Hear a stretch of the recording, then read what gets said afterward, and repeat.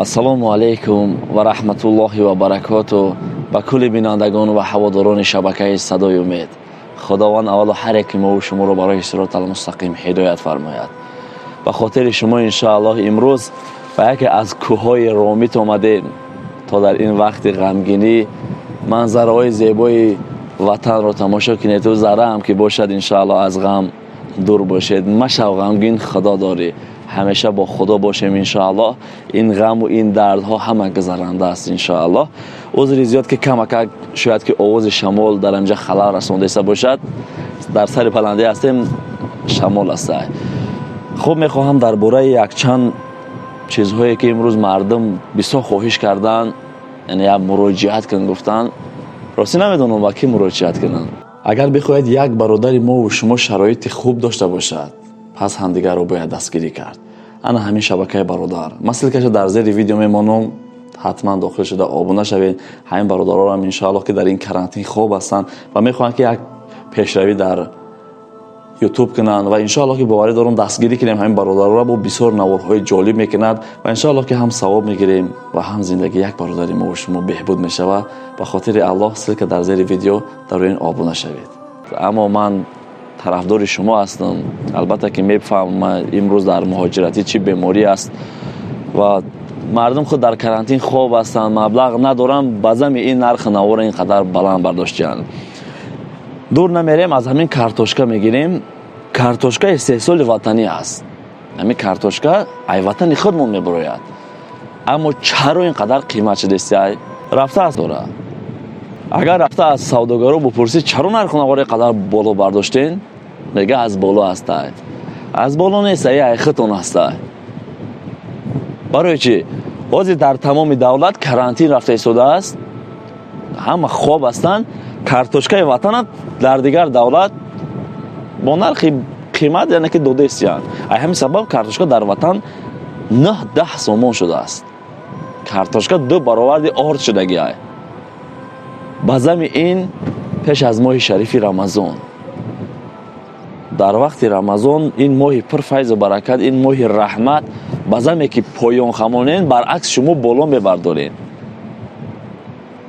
бовар бикунен, ин дунё қадунёи нест. нафса зиёди бад нагир. ба худо қасам ҳамун сум ҳаром мешавад вақте ки нарха боло мебардорӣ.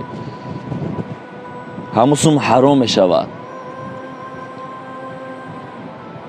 мардум худ дар карантин, худ дар машаққат ҳастанд, худ сум надоранд, ба зами ҳамин бо нархи боло мебардоранд. вақте ки мардум маблағ дошта бошад, сум дошта бошад, нархи наво арзон.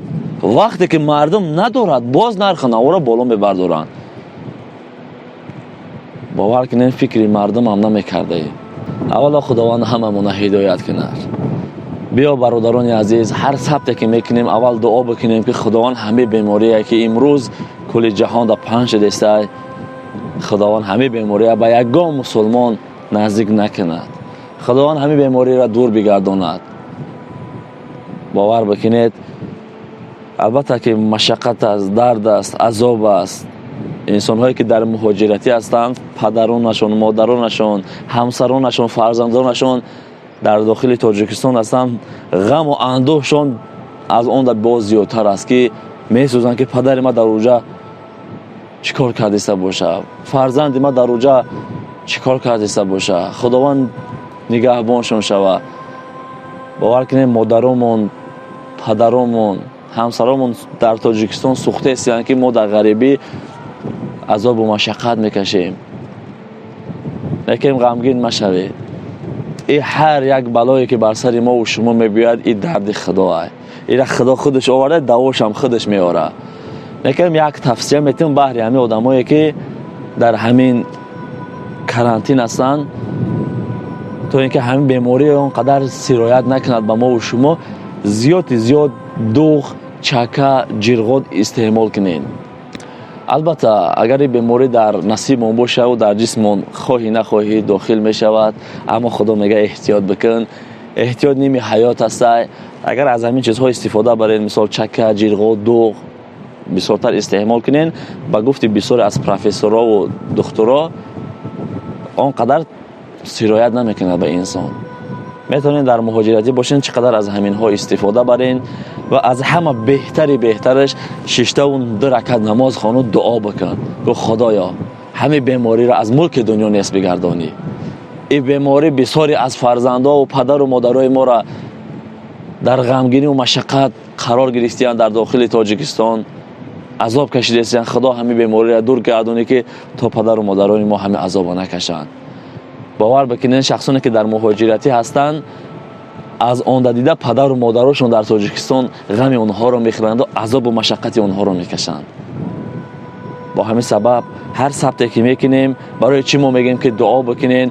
دعای مهاجر خود زودتر اجابت شونده هست. ای شما یعنی که ما دعا طلب میکنیم، شما نیز دعا بکنین که خداوند همه بیماری را داخل تاجیکستان نکنه و خداوند همین بیماری را نیست بگرداند. از دعای ما دیده دعای شما زودتر اجابت میگردد برادران. سبب این نوارهای ما گرفتن در این است که شما دعا میکنین. هر کسی که تماشا دارید به امید مال دنیا نشین، به امید او جوانی نشین، سیر گشت خورده و گشت نشین. فقط دعا بکنین. خودت گمراه هستی، خود در راه بد هستی، اکنون وقتش اومده که همین راه برگردی و دعا بکنی. باور بکنید شخصانی که این مسجد نمی رفتیم ما و شما مسجد نمی رفتیم، این مسجد محکم کردن از سبب همین بیماری. انا که بخونده هم خوند تراویح آدمایی که او سال نخوندن گفتن این سال بریم ما میخونیم. این سال کرانتین دادن، بعضی‌هاش مورد رفت، بعضی‌هاش در خانه‌اش خواب. به همین سبب همیشه دستی بر دعا بردارین و دعا بکنین. بهتر از دعا چیزی نیست. خداوند مهربان داریم که این دستای ما و شما رو خالی بر نمیگردونه. همین دعا بکنین. با شرافت این ماه شریف رمضان من باوری دارم با خواست خداوند اول و آخر خدا هسته. با خواست خداوند همین بیماری شاید که نیست شود. این ماه پر فیض برکت، این ماه رحمت، این ماهی هست که باور کنین تمام دعا و چیزی که میکنین ما و شما قبول میشود. اگه پرتوین و دشنام و گمراهیتون پرتوین بگذار هم قدر دشنام کردین پروایی ندارم، همه تا بخشیدگین به خاطر الله.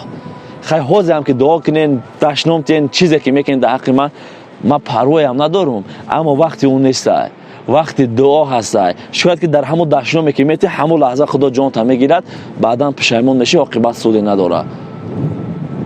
بازم خداوند هر یک ما و شما رو برای صراط المستقیم هدایت فرماید. جای خطا کرده باشیم ما رو ببخشین، خدا نیز ما رو ببخشد. و بازم از همون سوداگرانی که صدای ما اگر به شما برسد نرخ ناو را به خاطر خدا خمونین. به همون آدمایی که همون مکانش هست، این سوداگرایی که در بازارها میفروشن یا خود رفته قیمت میگیرن، با انا همون مکانش که تو امروز در ماه رمضان اینقدر نرخ ناو را بالا کردی، امروز که مردم در مشکلی هست و مبلغ نداره اینقدر نرخ ناو را بالا کردی، قسم به ذات پاک خدا تو را نمیبخشه. همون سوم در جسم تو حلال نمیگذره. روز قیامت نزدیک، آخر زمان است. 100 سال 1000 سال عمر ببین میبری، لیکن کاری کنیم که برای آخرت خودمان فایده‌ناک باشد. و حتما اگر بخواین صدای ما به اونها برسد نو را پهن کنین. خود در نکلاسنی واتساپ ما هر جایی در که میخواین پهن کنین تا اینکه صدای ما برسد. ما شکرانه الله میکنیم که حالا هم وطنمون آباد است. بسیار بزرگای در این وطن ما خواه است. بسیار قاریایی داریم در این وطن. اینها بلبلان اسلام هستند. اگر قرائت زیاد شود، همین امر معروف ها سخنهای نیک زیاد شود، البته رکید وطن آباد می شود. این بیماری نیست می شود با خواست خداوند. این بیماری در زمان حضرت موسی هم آمدگی بود. به همین 3 روز پس انشاءالله که من قصهش براتون میکنم، در همون زمان آمدگی بود یک بیماری که او بیماری قوم حضرت موسی را یک برکش نیست کرده بود. یک قصه قرآنی است. انشاءالله براتون قصه میکنیم و همیشه دعاگو باشین. بازم میگیم دعا دعا بازم دعا. من همین اول ویدیوم شاید که میگم 10 بار تکرار کنم، فقط میگم که دعا کنین دعا کنین دعا کنین. بهتر از دعا چیزی نیست. دعا خاک زر میکنه. همین دعای ما و شما است که این وطن اینقدر آباد است و بیماری الحال داخل تاجیکستان نشده است. لیکن اگر همین فسادکاری زیاد شدن گیره البته که داخل میشه. لیکن ما و شما بیا دعا کنیم که خدا داخل نکنه. دعا میکنیم بعد نزدیک کدام دیسکوتک که میگذارین خدا دعا بکنه که با همه انسان هایی که در داخل همون هست چقدر بکشه برش. خدا نخسش بگردون. خدا عرق فروشا و عرقخورا را خداوند هدایت بفرما. شخصانی که داخل دیسکوتک همیشه قسم به الله اگر خدا در همونجا جان تا بگیره به ایمان میروی. دیگر یگان پرسش نیست، دیگر یگان پشیمانی نیست. شخصی که عرق میخوره در همون لحظه خدا جان تا گیره قسم به ذات پاک به ایمان میروی از دنیا. جنازه ایت حرام است. کسی که تر جنازه میخواه وای بر حال همون دامولایی که تر جنازه میکنه. چیزی که خدا و رسولش حرام کرده همگی شما میدونین چگونه با همین راه میروین. و این گناههای کبیره است. نخواه که دختر تاجیک امروز میبینید در داخل دیسکوتک با 10 مرد بیناموس دیگر رقص بازی و فوش و فوش کرده است. حیف ما برای تو باری مسلمان، حیف بر خدا. بخند روز قیامت میبرند وقتی ملائکه های دوزخ عذاب میتیه داد میزنی فریاد میزنی میگه کجا شد خنده ها؟ او چرا در دنیا پیش فکر نکردی؟ میخندیدی با زنها در یک جا کیف و صفا میکردی، میخندیدی، عرق مینوشیدی، خودت دیوانه میکردی، خوشحال بودی. کجا فریاد ها؟ یا باید در دنیا فکر میکردی دیگر سودی ندارد. چون عذاب از پیش ما رو شما رو انتظار است. قسم به ذات پاک روز قیامت حق است، عذاب قبر حق است، حق است.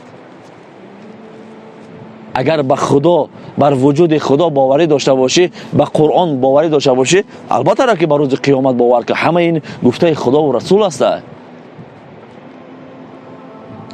اگر دنیا به کس وفاداری میکرد یکم به رسول خدا صلی الله علیه و سلم وفاداری میکرد. این دنیا به یگان کس غمخوار نیست.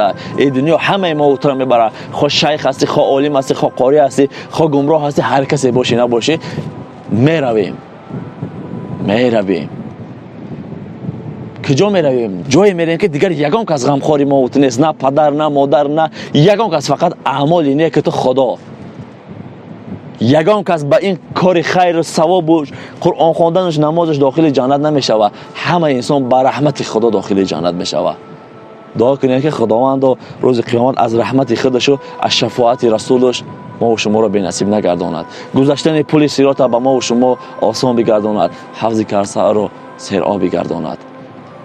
از عذاب قبر ما و شما را نگهبان باشد. آخه همه بیماری که امروز در کل جهان پنج شدگی یه لشکر کوچک خدا هست. همه برای ما و تو است که بنده ببین من قدرت دارم که این قدرت ما بی پایان است. این اندک لشکر، این یک ذره به مثل یک سوزان است. یک عبرت باید برای ما و شما شود. از راههای بد بگردیم. خیلی بگذارین ما در آینده ما پیش زیناکار بدم، عرقخور بدم، ناس کش بشم، سیگارت کش بشم، یا اینکه شما.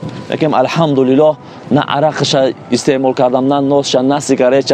با یگان تا همین نرفتم شکرانه الله میکنیم. لیکن به گناه نیستیم. بسیار گناهایی کردگی هستیم، بسیار خطاهایی کردگی هستیم در زندگی. خدا ما و شما را ببخشد. انسان با اندک چیز گفتم که میتونه که تغییر بیابد. یک دعایی اینه که ما، یک کاری اینه که ما و شما را خدا خوش میبیاید و خدا از گناه ما و شما میگذرد. بگذار که ما در پیش چندین کسا را حقارت کردم و دشنام دادم و کارهای خطا کردم. او چیزا را باید که ما او تو پیش نیاریم، پیش رو نیاریم. یگان کس به خطا نیست. یگان کس همه خطا و گناه میکنه. بگذار که ما در گذشته چه خطاهایی نکرده باشیم، ببینیم که شما چه خطاهایی نکرده باشید. خدا هممون رو ببخشه. خدا هممون رو هدایت کنه. در حق همدیگر با دعا باشین. الله مهربان با ما و شما صبر جمیل نصیب و روزی بگرداند. هرگز غمگین مشوید، زیغ نشوید. ان شاء الله با خواست خداوند این بیماری برطرف میگردد.